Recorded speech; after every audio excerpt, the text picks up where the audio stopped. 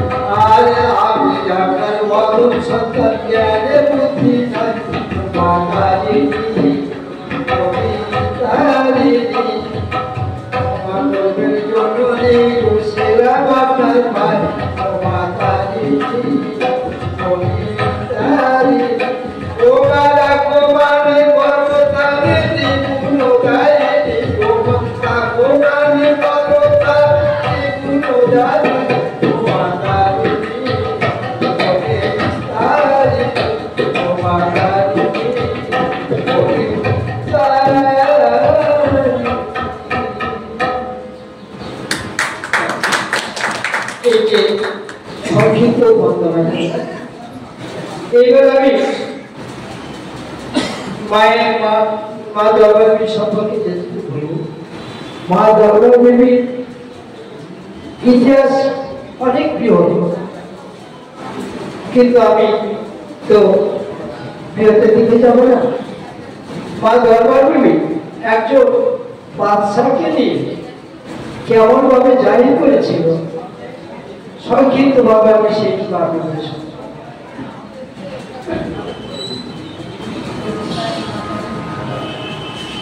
একদিনকার দরবার করিলেন ছড়া জাহির করতে নিয়ে যাবেন মা আমার ব্যাধি বঞ্চিত বলা ঝোলা গান টঙ্কা গান তারা ব্যাধি এই পঞ্চ ব্যাধি নিয়ে আমার মায়ের যাই সেই পঞ্চ ব্যাধি নিয়ে মা আমার পথে চলে যায় আর মাঝিকে ডাকে তখন এই কথা কয়, মাঝি আমার এই জাদুটা একটু ধর দেখি। কেন মা তোমার এই জাদুটার মধ্যে কি আছে? আমার এই জাদুটার মধ্যে খাওয়া ব্যাধি আছে। খাওয়া ব্যাধি তবে দাও না বোমা গুলোর মধ্যে খাই না রে এই পাতি না এই ব্যাধি খায় না কি পাবে না, এই ব্যাধি লোকের গায়ে চাপি তাপসা দেখা হয়। পাবো তাহলে আমি তো এই ব্যাধি তুই তাপসা দেখবো, মা তুই তাপসা দেখবি, বেশ তাহলে দেখ তাপসা। যখন বলেছিল মা আমার ব্যাধি নিয়ে সেই পা দিয়ে গায়ে ছেড়ে দিয়েছিল, বাদি তখন মাকে লাগে বইতে লাগলো, বলছে মাগো তুমি এইখানে থাকো বসি, আমি একটু মুখ হাত ধুয়ে আসি। বলছে জানি তো তুই যাবি। বাদি যখন মুখ হাত ধুতে যায়, একবার ভেদ আর একবার বডি বাদি সেখানে হয়, কাতর করছে উচ্চে সরে মা মা বলে তাকে ডাকতে ঘোরায়। মা মা জানতে পেরেছে বাদির কাছে গেল, আর বাদির পৃষ্ঠে তখন হস্ত করে দিল, বাদির সমস্ত জ্বালা বাদিকে দেখে মা আমার বলছে আচ্ছা কত বাদি তুই এই ব্যাধির পরীক্ষা কেমন দেখবি? বাদি বলছে মাগো তোমার যে কি সাংঘাতিক ব্যাধি, এই গায়ে এই কাল ব্যাধি, এই আমি স্পর্শ করবো না, তুমি এই কাজ করো না, তোমার এই ব্যাধি নিয়ে তুমি ওই নদীর জলে নিক্ষেপ করো। ওরে বাদি আমার এই ব্যাধি নিয়ে আমি যদি এই নদীর জল নিক্ষেপ করি তাহলে নদীর জল শুষ্ক হয়ে যাবে। কি বলে শুষ্ক হয়ে যাবে? তাহলে গাছের জলে লেগে যাও, গাছ পুড়ে ছাই হয়ে যাবে। তাহলে তুমি এক কাজ করো, তুমি পৃথিবীর মুখে মাটি খুঁড়ে ওই ব্যাধিগুলোকে নিয়ে তুমি মাটির চাপা দিয়ে রেখে দাও। ওরে বাদি আমার এই ব্যাধি নিয়ে আমি এই গর্ত করে পুঁতে রেখে দিই, তাহলে এই মাটি পুড়ে তামা হয়ে যাবে।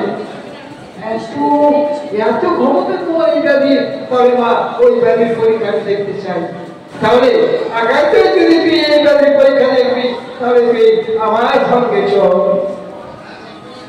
ওরে চলে রে বাদি চল, ও আমার সঙ্গে চল, চলে বাদি চল, আমার সঙ্গে চল, চলে বাদি চল, আমার সঙ্গে গেলে বাদিতে চলাবো রে সফল, আমার সঙ্গে গেলে বাদিতে চলাবো রে সফল, চলে বাদি চল, আমার সঙ্গে চল, চলে বাদি শীঘ্র করি, দুনিয়ার মধ্যে যাই করি, চলে বাদি শীঘ্র করি, দুনিয়ার মধ্যে যাই করি, এবারে দেখি বাদি তুই আমার কত বুদ্ধি বল,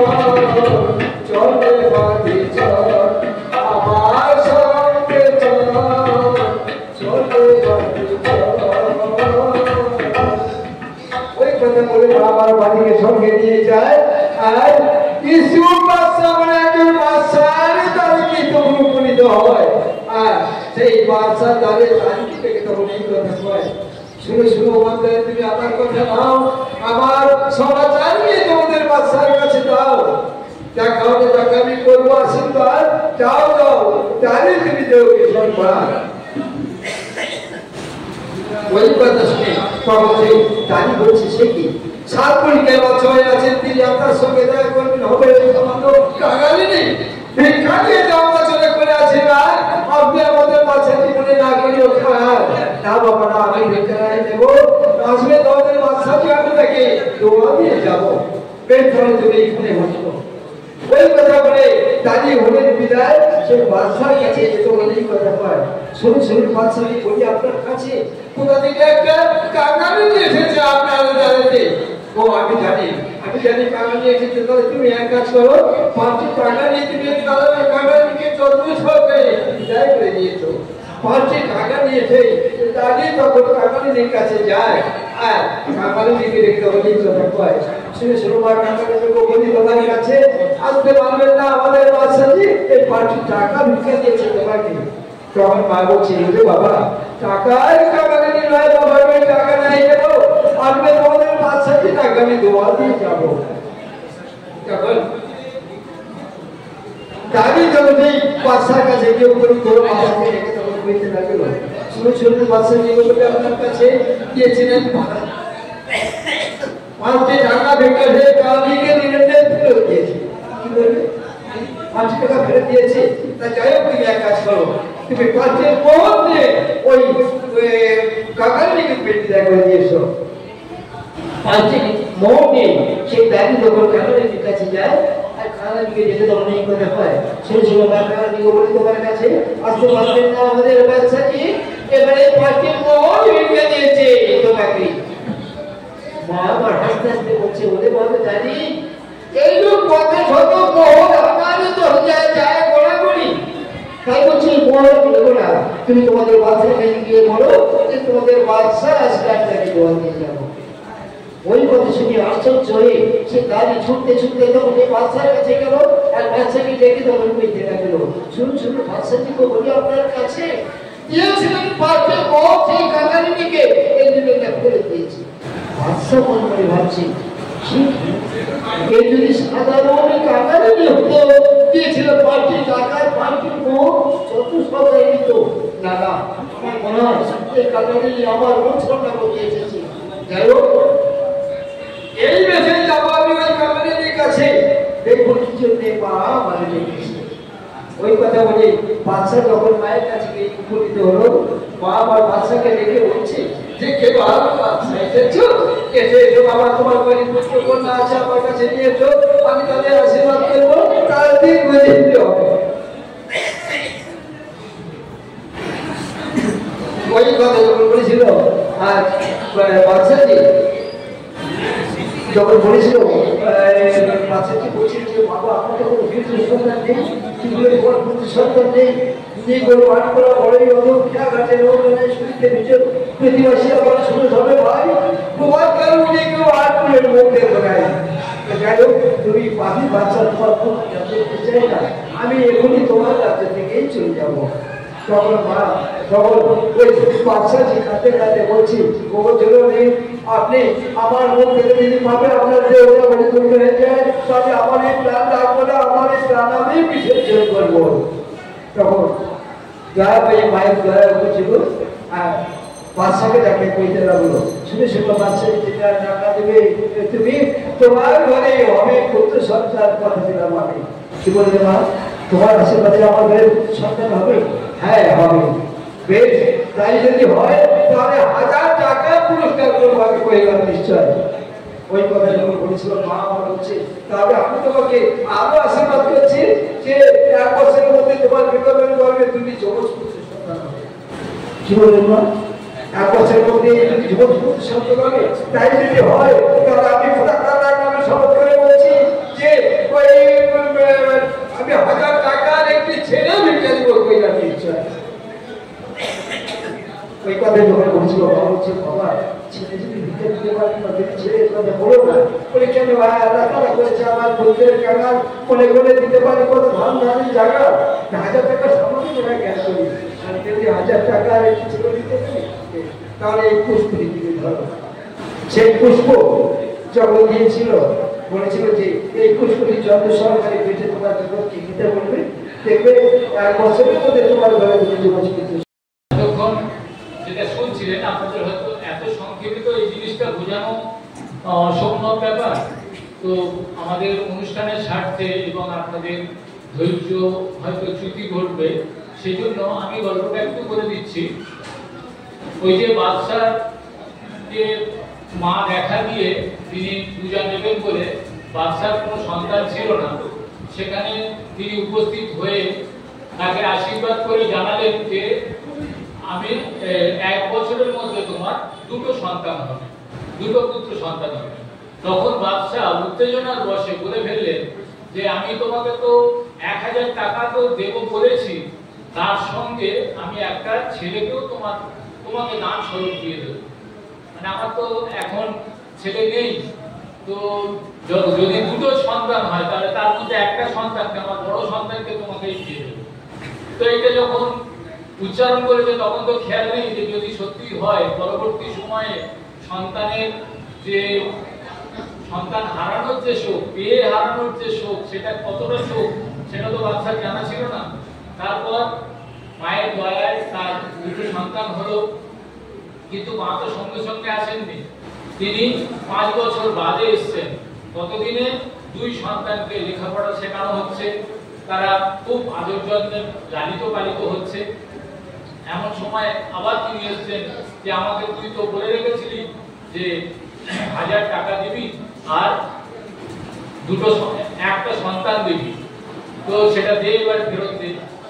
তখন প্রথমে তো বিশ্বাস করছে না, তখন মন্ত্রীর প্ররোচনায় বা ওনার একজন সহযোগীর প্ররোচনায় তিনি বলেছিলেন যে টাকা তো আমি মাটির মধ্যে পুঁতে রেখেছিলাম, সে টাকা মাটি হয়ে গেছে, আর যে ছেলের কথা বলতো সে ছেলেটা কদিন আগে মারা গেছে, আমি কি দেবো তোমার।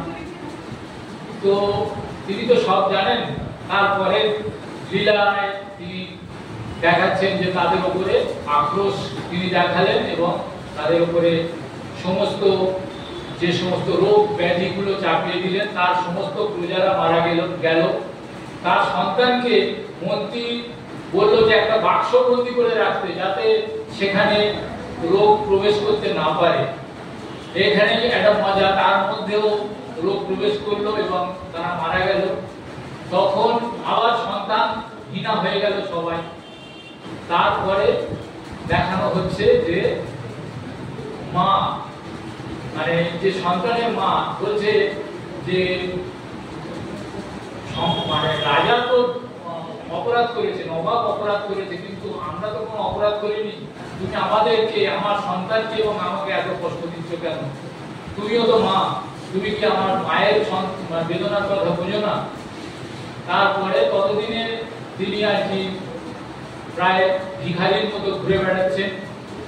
সেই জায়গা থেকে যখন মায়ের কাছে এরকম আর্জি জানালো, তখন তিনি আবার দয়া পরবশ হয়ে আবার সেই সন্তানকে ফিরিয়ে দিলেন।